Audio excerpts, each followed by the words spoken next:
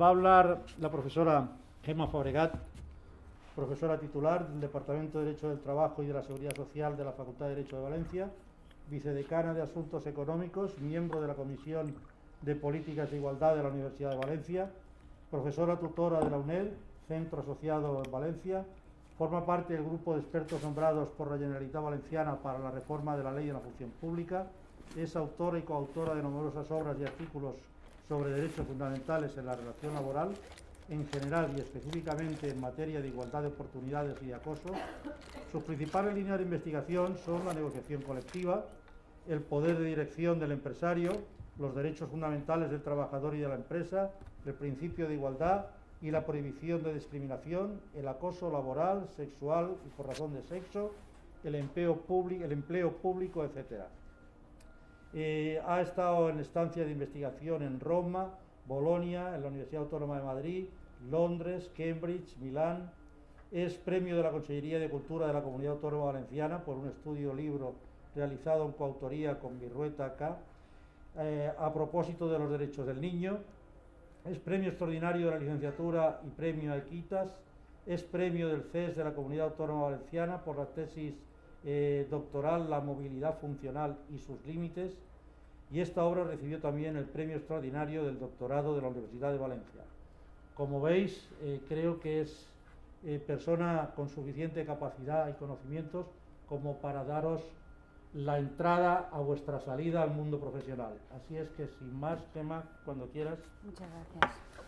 Bueno, muchas gracias. Quiero empezar agradeciéndoos primero a vosotros que estéis aquí, porque además en un momento un poco intempestivo, que la inauguración todavía no ha acabado. La verdad es que estoy sorprendida, así que os agradezco que hayáis decidido asistir a esta charla, porque esto va a ser una charlita de 20-30 minutos en la que voy a intentar explicaros las distintas opciones que tenéis cuando acabáis la carrera y las ventajas e inconvenientes de cada una de ellas. Antes de ello, obviamente, y no solo porque es obligatorio, sino porque me apetece hacerlo, quiero agradecer pues, a la Asociación Profesional de Asesores Fiscales de la Comunidad Valenciana, la mejor asociación de todas cuantas conozco, y eso que conozco, y le quiero agradecer tanto a Rosa como a Marisa, pues que en el día a día lleven la asociación de la forma en la que la llevan, que es muy ventajosa para todos, y después y muy especialmente le quiero agradecer pues a Cristóbal su cariñosísima presentación que se debe más a la amistad que nos une que a el currículum, que a la parte del currículum que ha resaltado y que así en abstracto puede abrumar, pero que no es para tanto. En definitiva, lo que voy a hacer es hablar primero, yo soy laboralista, por lo tanto, como profesora del Derecho del Trabajo,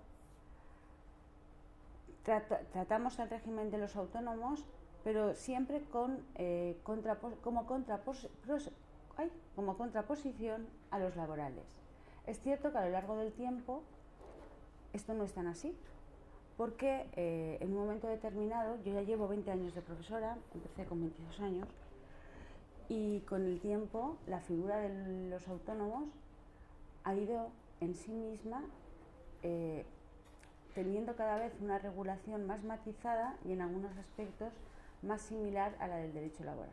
Desde luego no pretendo daros una clase jurídica no creáis que habéis venido a una clase de derecho, sino que voy a intentar ajustarme al propósito que se me ha encomendado, y es intentar daros las ventajas e inconvenientes de cada una de las opciones. Entonces, en realidad, en contra de lo que la gente cree, hay dos situaciones que yo he puesto tres porque me interesaba diferenciar entre lo que era, ahí me he equivocado, no quería poner RETA, sino quería poner TRADE. Bueno, el RETA forma parte del autónomo. La cuestión es que hay tres situaciones: laboral, autónomo y TRADE.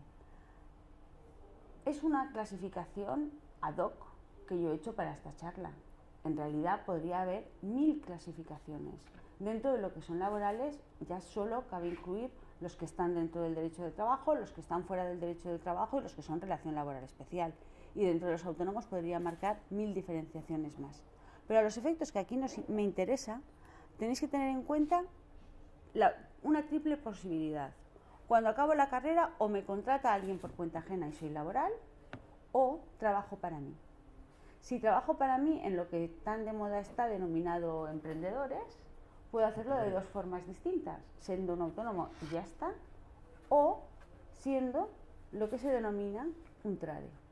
Un trade es el autónomo económicamente dependiente. No os preocupéis que luego lo voy a explicar más detalladamente. Y el autónomo económicamente dependiente, lo que le ocurre es que no es trabajador por cuenta ajena, pero tampoco es autónomo, puramente autónomo. Es autónomo, pero en un 75% como mínimo depende de un único cliente.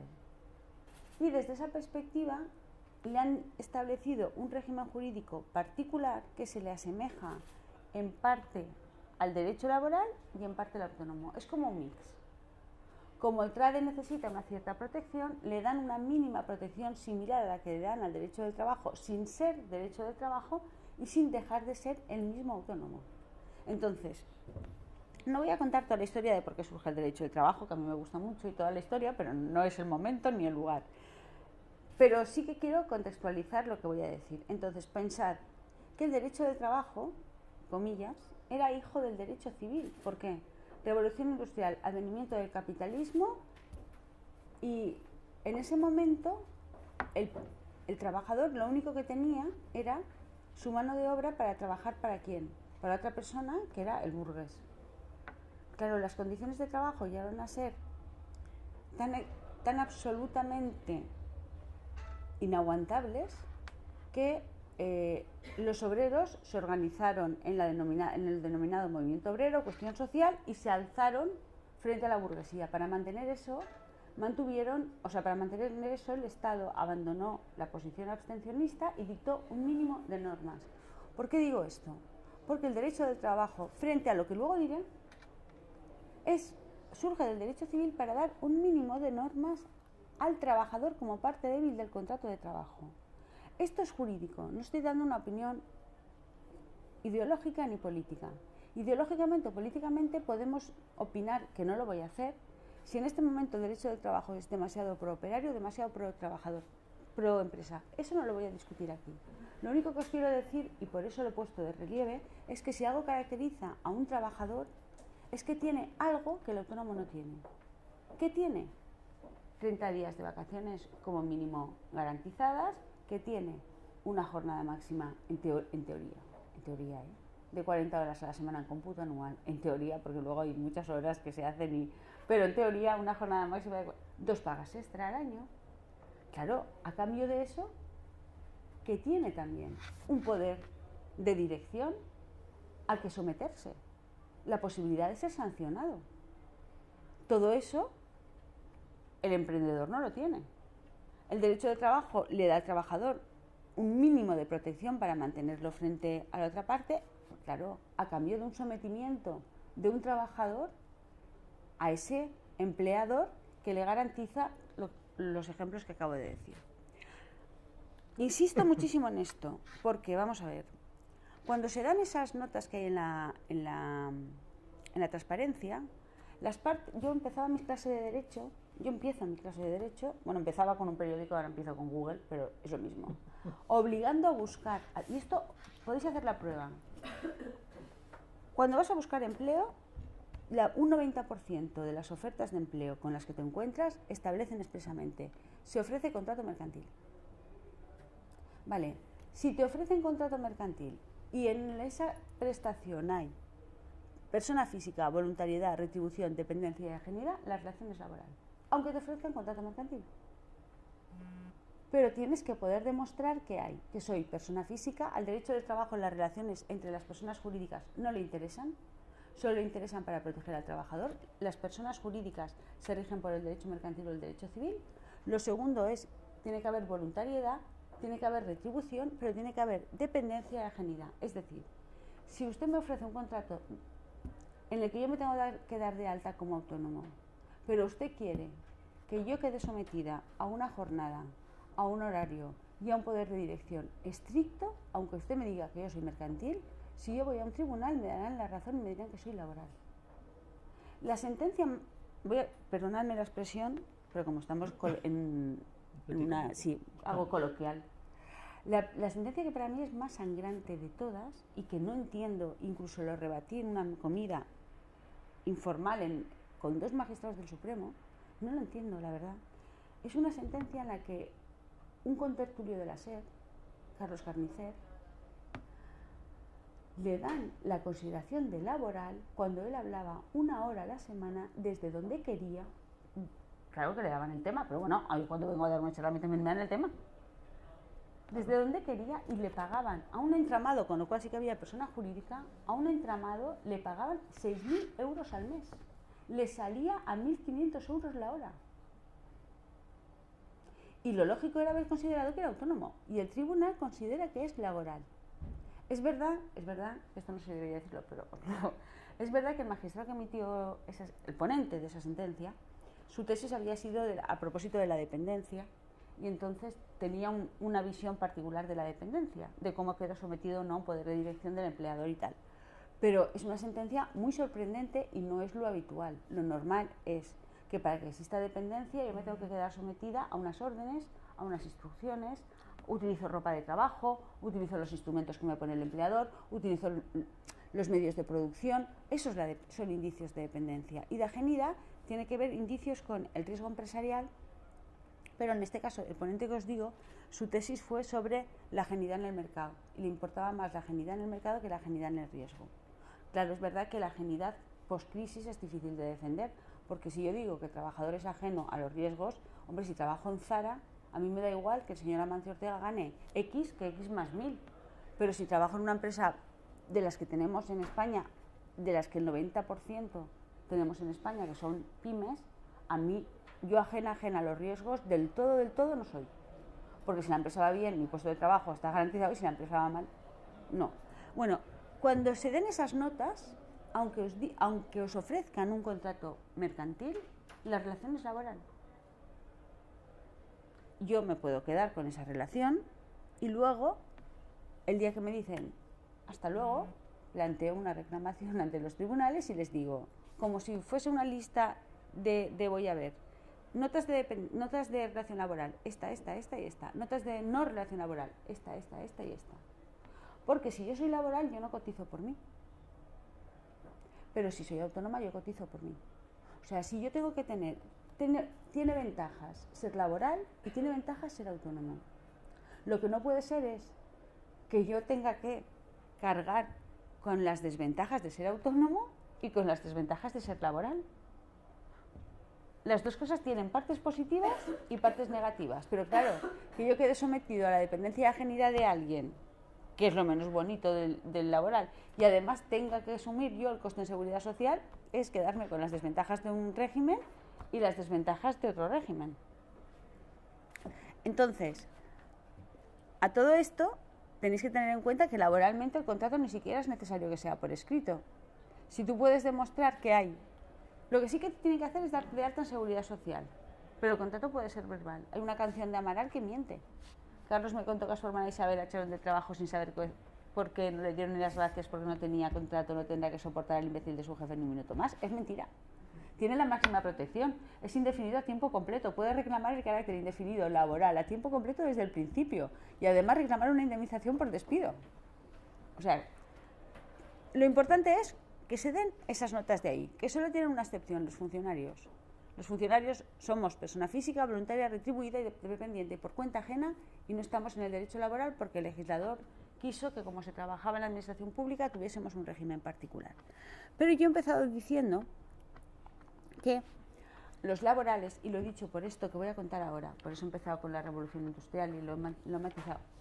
He empezado diciendo que el derecho de trabajo lo que hace es dar un mínimo de protección a la que considera la parte débil, a la que por otra parte, esa parte débil queda sometido bajo un poder de dirección y un poder disciplinario sancionador. Si yo en el ejercicio de mi libertad de expresión ofendo verbalmente a mi marido seguramente no estará muy contento en lo que dure la mañana, la tarde o la noche. Pero no me pueden poner una sanción cuando llegue a casa, ¿verdad que no? Pero si yo ofendo al empleador, el empleador me puede poner una sanción. Ojo, que la jornada de trabajo se dice que es la que marca el límite entre lo que puede ofender o no y el sometimiento del trabajador al empresario. Sí, claro. Todos conocéis, bueno, lo que acabo de decir es verdad en teoría, ahora os voy a contar la práctica. ¿Cuántos ejemplos salen en la prensa diariamente de gente a la que le rescinden el contrato por algo que ha dicho en Twitter o en Facebook? No había un jugador, creo que era del Barça, que había dicho tiempo atrás que su mayor ilusión era jugar en el Real Madrid. Le fichó el Barça y estuvo fichado, ¿cuánto? ¿Una hora? Entonces, atención, que ser trabajador tiene cosas buenas, pero tiene cosas malas. Porque, y ahí voy, utilizaba el ejemplo adrede, el jugador profesional con todo el dinero que gana es trabajador. Aunque es una relación laboral especial. Relación laboral especial de deportistas profesionales, pero tiene la consideración de trabajador. Entonces llegó un momento que la ley dijo, bueno, ¿cómo puede ser que si el derecho del trabajo es para proteger al trabajador? Gente como futbolistas, que tienen una retribución muy elevada, son trabajadores, y hay autónomos que necesitan una cierta protección porque no son trabajadores, porque tienen independencia, no quedan bajo el poder de sometimiento de otro, pero dependen en un 75% del mismo cliente. ¿Cómo puede ser que a esos no los protejan? Y a esos les protegen ¿cómo? Creando la figura del trade. ¿Qué es un trade? Un trabajador autónomo económicamente dependiente, que es un mix. No tiene sometimiento al poder de dirección como lo tiene el trabajador, no es tan independiente como el autónomo porque en un 75% depende del mismo cliente. Y si ese cliente se va a quedar sin el 75% de los ingresos. ¿Qué hace la ley? Le da un mínimo de protección, no le da la protección que le dan a los trabajadores, pero sí algo que hace unos años un autónomo no tenía ni de casualidad. ¿Qué quiero deciros?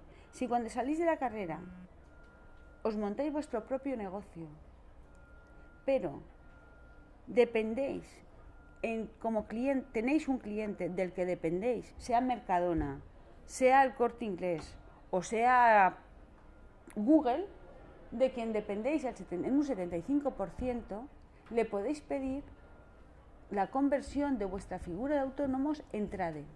¿Y eso qué significa? Pues que el trade, lo único que os va a pedir la ley es que no tengáis trabajadores a vuestro servicio, que es lo que pone la transparencia.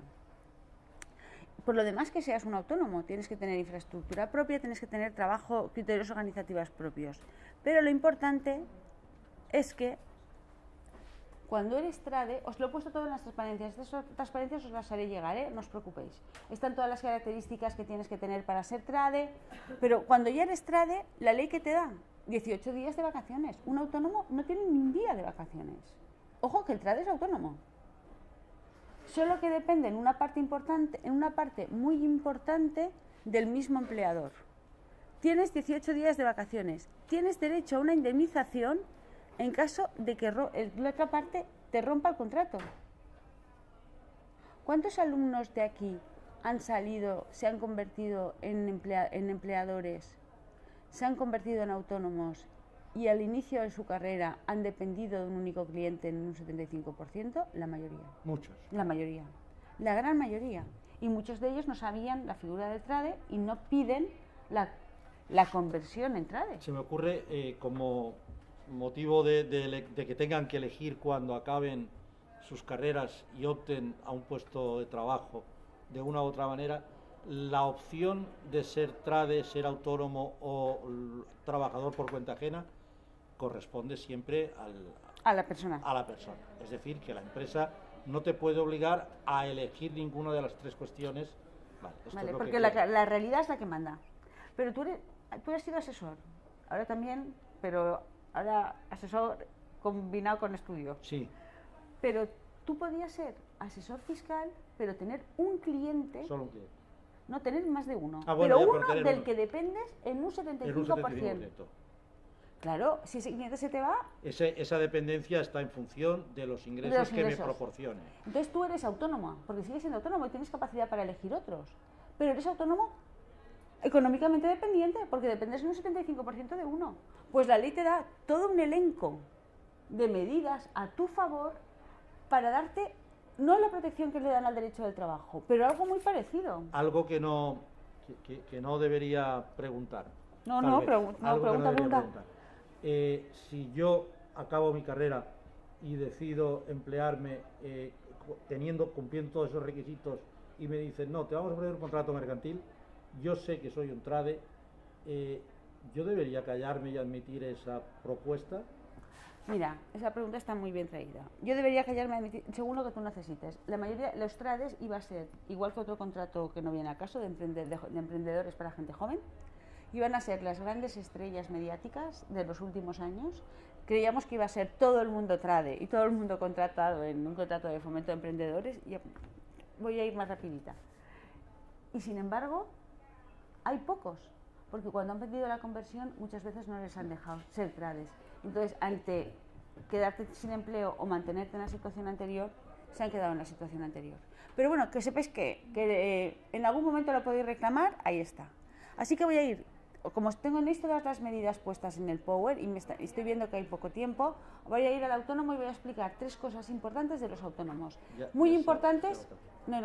Tres cosas muy importantes por si sois autónomos. Si sois autónomos no vais a tener la protección, desde luego que no, pero tenéis 3 posibilidades, 3 cosas que os van a ayudar. De todas formas, esto os lo voy a dejar a vuestra disposición. 3 cosas. La primera, quiero que sepáis que hay una tarifa plana de 50 euros durante los primeros 6 meses. ¿Vale? Ojo, lo que hace mucha gente, se convierte en sociedad anónima o limitada unipersonal y luego quiere ir a la Seguridad Social a pedir la tarifa plana. No podéis. Para tener tarifa plana tienes que ser persona física. Tienes que optar o persona jurídica o persona física, pero si quieres los 50 euros de tarifa plana como autónomo, tienes que ser persona física. ¿Ha quedado claro? Vale. Segunda idea, puedes capitalizar el paro.